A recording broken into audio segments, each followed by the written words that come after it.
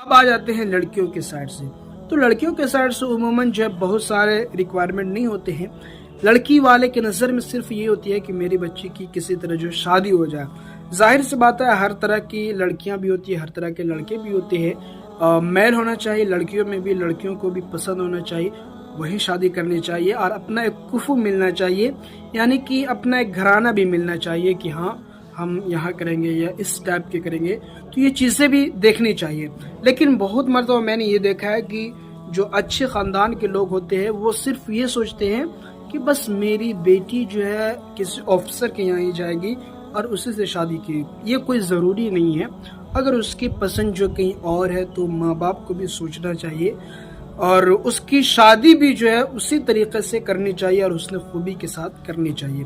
دوسری بات، جو لڑکی والے ہیں وہ اپنی بچیوں کو اس طرح سے جہیز دیتی ہیں اور اتنا جو ہے وہ جہیز دیتے ہیں، چونکہ یہ ایک نیریٹو کریٹ ہوتا ہے کہ دینا چاہیے اور زیادہ دینا چاہیے. میں اس کے بالکل اگینسٹ ہوں. آپ امیر ہیں، اللہ نے آپ کو دیا ہے، آپ جہیز نہیں آپ وراثت دیجئے. آپ اپنے بچوں کو تقسیم کر دیجئے، سب کے برابر تقسیم کر دیجئے. آپ یہ کیوں نہیں کرتے؟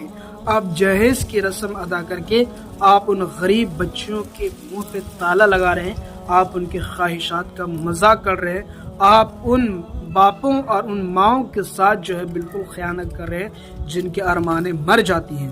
تو یہ چیز ہم بہت ہی دلیری کے ساتھ کرتے ہیں. میں اس کے بالکل اگینسٹ ہوں. دوسری چیز، ہم جو ہے یہ سوچ لیتے ہیں کہ صرف وہ بچے ہی ہمارے اولاد ہیں، ہماری بچیاں اولاد نہیں ہیں.